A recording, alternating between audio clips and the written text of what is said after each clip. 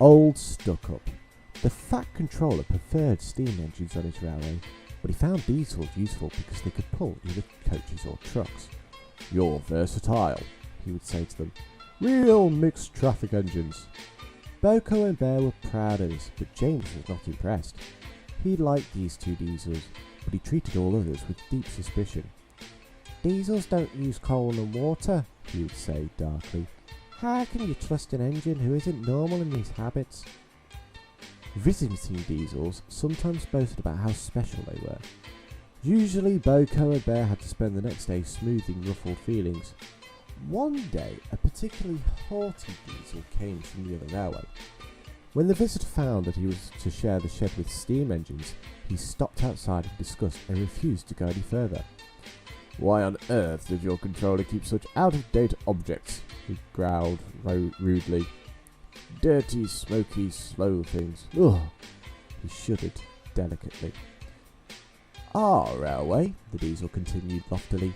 "Steam engines are kept strictly in their place and not allowed on the main line without special permission." Boko, who was showing the diesel around, lost patience.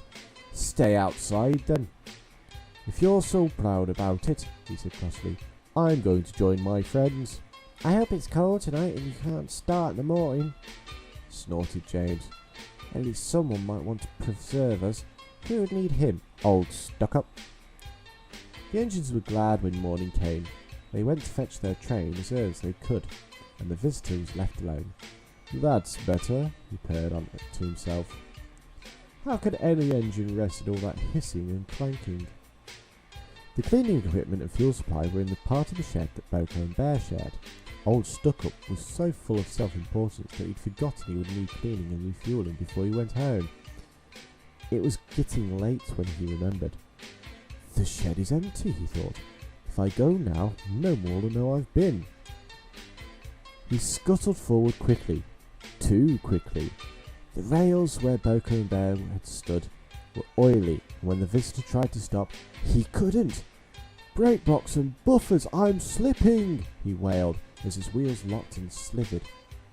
He shut his eyes as, with a despairing whoop of horror, he crashed into the wall at the end of the shed. The diesel was not badly damaged, but a dreadful draft came through the hole in the wall. When the other engines came home, they heard the story from Douglas, who had cleaned up the mess. "Ho ho ho!" chortled Henry. "Old Stuck-Up came unstuck, did he?" "I say, Boko, what is it the Fat Controller calls you?" "Versatile," chuckled Boko. "But that isn't what he called Stuck-Up. I couldn't hear all he said, but I didn't think it sounded very polite."